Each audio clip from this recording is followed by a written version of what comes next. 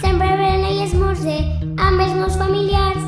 Però si vull divertir-me per a tastar el menjar, el món hauré de recórrer, trobaré felicitat. Me puc anar a la Xina Per a menjar un arròs, me puc anar a Itàlia i menjaré macarrons.